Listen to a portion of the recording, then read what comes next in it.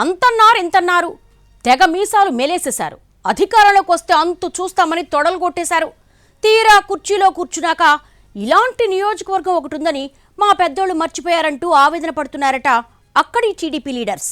మిగతా వాళ్ళలా మేం పదవులు అడగడం లేదు, అక్రమ కేసుల నుంచి విముక్తి కల్పించమన్నా పట్టించుకోవటం లేదని తెగ బాధపడుతున్నారట. బాబుగారు ప్లీజ్ ఒక్కసారి ఇటు చూడండి బాబయ్య అని ఆ నియోజకవర్గ కేడర్ మొత్తుకుంటుందట. ఆ సెగ్మెంట్ ఏంటి? బ్రేక్ తర్వాత చూద్దాం. వైసీపీ పాలనలో అడ్డమైన కేసులతో అష్టకష్టాలు పడ్డామని చెబుతుంటారు ఉమ్మడి చిత్తూరు జిల్లా టీడీపీ లీడర్స్ అండ్ క్యాడర్. అక్రమ కేసులతో ఊళ్లు విడిచి వెళ్లిన వాళ్లు సైతం ఉన్నారని అంటారు. కానీ ఇప్పుడు ప్రభుత్వం మారినా మా పరిస్థితి మాత్రం మారలేదు, ఏంటి కర్మ మాకు అంటూ తలలు పట్టుకుంటున్నారట తమ్ముళ్లు. మరీ ముఖ్యంగా పుంగనూరు నియోజకవర్గ టీడీపీ క్యాడర్ బాధ అంతా ఇంతా కాదని అంటున్నారు. గత ఎన్నికల్లో జిల్లాలోని మొత్తం 14 అసెంబ్లీ సీట్లకు గాను 12 స్థానాలను కైవసం చేసుకుంది కూటమి. అయితే పుంగనూరు, తమ్మళ్లపల్లెలో మాత్రం పెద్దిరెడ్డి కుటుంబం గెలిచింది. మిడి కవర్ తో మీ మాతృత్వ కలలను సాకారం చేసుకోండి. ఇప్పుడు IOI పై 50%, IVF పై 20,000 తగ్గింపు మరియు పొందండి ఉచిత కన్సల్టేషన్ తో పాటు ఫ్రీ అల్ట్రాసౌండ్ స్కానింగ్. పుంగనూరులో పెద్దిరెడ్డి రామచంద్రారెడ్డి గెలిచిన నైతిక విజయం మాదేనన్నది టీడీపీ ఇన్ఛార్జ్ చల్లాబాబు మాట. 2009, 14, 19 ఎన్నికల్లో ఎప్పుడూ 40,000కు తగ్గని పెద్దిరెడ్డి మెజారిటీని ఈసారి 5,000కు పరిమితం చేశామంటే ఏ స్థాయిలో మేము పోరాడామో అర్థం చేసుకోవాలంటున్నారు పుంగనూరు తమ్ముళ్లు.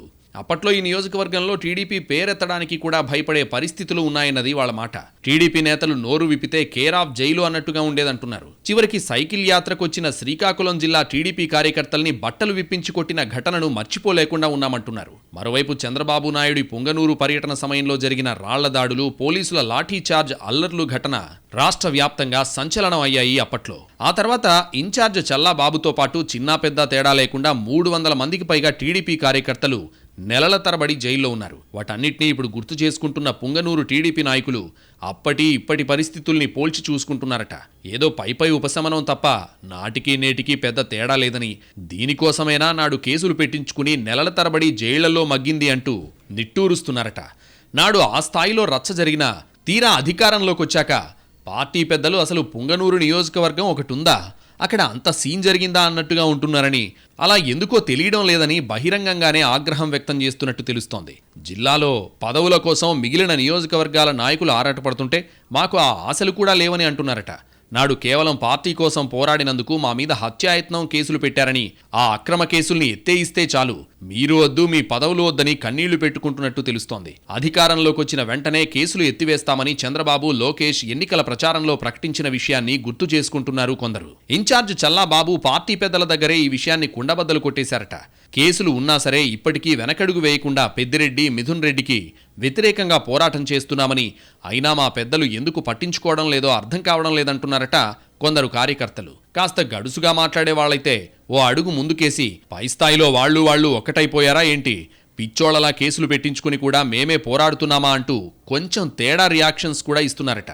మొన్నటికి మొన్న ఏకంగా టీడీపీ కార్యకర్త వెంకట్రమణను వైసీపీ వాళ్లు దారుణంగా చంపేశారని, పార్టీ అధికారంలో ఉండి కూడా మేము ఇలాగే ప్రాణాలు వదలాల్సిందేనా, అప్పుడు ఇప్పుడు వాళ్లదే పైచేయిగా ఉంటుందా, ఈ మాత్రం దానికేనా మేం నానా కష్టాలు పడి పోరాటాలు చేసింది అంటూ తెలుగుదేశం కార్యకర్తలు గట్టిగానే ప్రశ్నిస్తున్నట్టు తెలిసింది.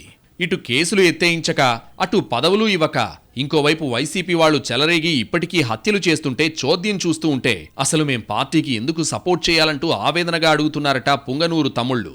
అదే సమయంలో చంద్రబాబు పుట్టినరోజు వేడుకలను జిల్లాలో ఎక్కడా లేని విధంగా పుంగనూరులో రేంజ్లో నిర్వహించడం కూడా హాట్ టాపిక్ అయింది. మీరు మమ్మల్ని గుర్తించకపోయినా ప్రస్తుతానికైతే పార్టీని మేం గుండెల్లో పెట్టుకున్నామని, దాన్ని నిలబెట్టుకునే నైతికత మీదేనని చెప్పినట్టున్నారని అంటున్నారు పరిశీలకులు. పుంగనూరు క్యాడర్ ఆవేదన టీడీపీ పెద్దల చెవికెక్కుతుందో లేదో చూడాలి మరి.